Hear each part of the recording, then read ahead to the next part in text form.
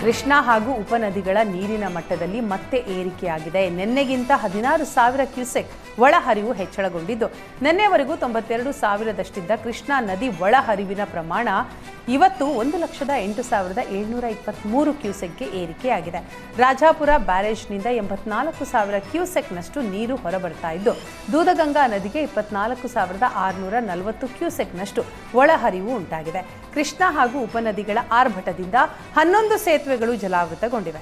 ಕಾರದಗ ಗ್ರಾಮದ ಬಂಗಾಲಿ ಬಾಬಾ ದರ್ಗಾ ಸಹ ಮುಳುಗಡೆಯಾಗಿದೆ. 22 ಗ್ರಾಮಗಳಿಗೆ ಸಂಪರ್ಕ ಕಲ್ಪಿಸುವ ಸೇತುವೆಗಳು ಮುಳುಗಡೆಯಾಗಿವೆ.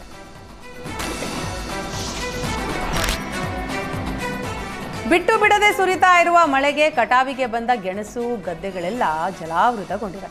ಮೊಣಕಾಲುದ್ದ ನೀರಲ್ಲೇ ನಿಂತು ರೈತರು ಗೆಣಸು ಕಟಾವು ಮಾಡಿದ್ದಾರೆ. ಬೆಳಗಾವಿ ತಾಲೂಕಿನ ಎಳ್ಳೂರು ಭಾಗದಲ್ಲಿ ಈ ಘಟನೆ ನಡೆದಿದ್ದು, ನೀರಿನಿಂದ ಗೆಣಸು ಬೆಳೆ ಕೊಳೆಯುವ ಭೀತಿ ಹಿನ್ನೆಲೆ ರೈತರು ನೀರಿನಲ್ಲೇ ನಿಂತು ಗೆಣಸು ಬೆಳೆ ಕಟಾವು ಮಾಡಿದ್ದಾರೆ.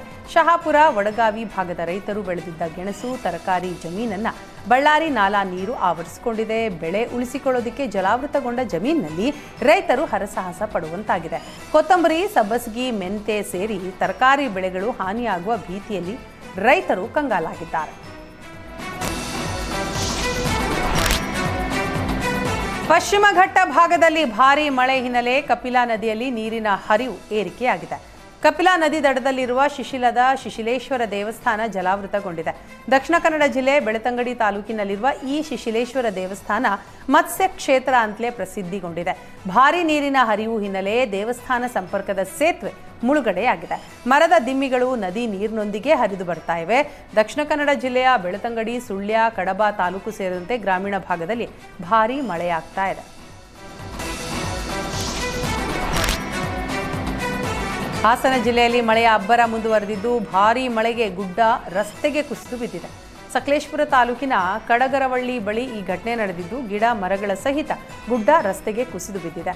ಕಡಗರವಳ್ಳಿ, ಚಂಗಂಡಹಳ್ಳಿ, ಕಾಗಿನಹರೆ ರಸ್ತೆ ಸಂಪರ್ಕ ಬಂದ್ ಆಗಿದ್ದು, ವಾಹನ ಸವಾರರು ಕೆಲಕಾಲ ಪರದಾಡುವಂತಾಯಿತು.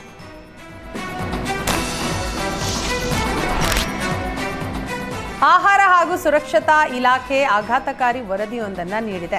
ರಕ್ತ ನಿಧಿಯಲ್ಲಿ ಕಲಬೆರಕೆ ರಕ್ತ ಪತ್ತೆಯಾಗಿದ್ದು, ರಕ್ತವು ಅನ್ಸೇಫ್ ಅಂತ ಹೇಳಲಾಗ್ತಾ ಇದೆ. ಆಹಾರ ಸುರಕ್ಷತೆ ಮತ್ತು ಔಷಧ ಆಡಳಿತ ಇಲಾಖೆಯಿಂದ ರಕ್ತ ನಿಧಿ ಕೇಂದ್ರಗಳ ಪರಿವೀಕ್ಷಣೆ ನಡೆಸಿದ್ದು, ಈಗಾಗಲೇ ಸುಮಾರು 114 ರಕ್ತಗಳ ಸ್ಯಾಂಪಲ್ ಪಡೆಯಲಾಗಿದೆ. ರಕ್ತ ನಿಧಿ ಕೇಂದ್ರಗಳಲ್ಲಿ ಹಲವು ಲೋಪದೋಷ ಪತ್ತೆಯಾಗಿದ್ದು, ರಾಜ್ಯದ ಎಲ್ಲ ಸರ್ಕಾರಿ, ಖಾಸಗಿ ರಕ್ತ ನಿಧಿ ಕೇಂದ್ರಗಳಿಂದ ಸ್ಯಾಂಪಲ್ ಪಡೆಯಲು ಸೂಚನೆ ನೀಡಲಾಗಿದೆ.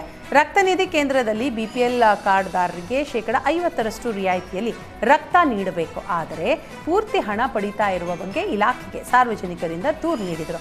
ರಕ್ತ ನಿಧಿ ಕೇಂದ್ರಗಳಲ್ಲಿ ಸ್ವಚ್ಛತೆ ಕಾಪಾಡದ ಹಿನ್ನೆಲೆ ರೋಗಿಗಳಿಗೆ ಸಮಸ್ಯೆ ಆಗ್ತಾ ಇತ್ತು. ಈ ಹಿನ್ನೆಲೆ 114 ರಕ್ತ ನಿಧಿ ಕೇಂದ್ರಗಳ ಮೇಲೆ ಶೋಕಾಸ್ ನೋಟಿಸ್ ಜಾರಿ ಮಾಡಲಾಗಿದೆ.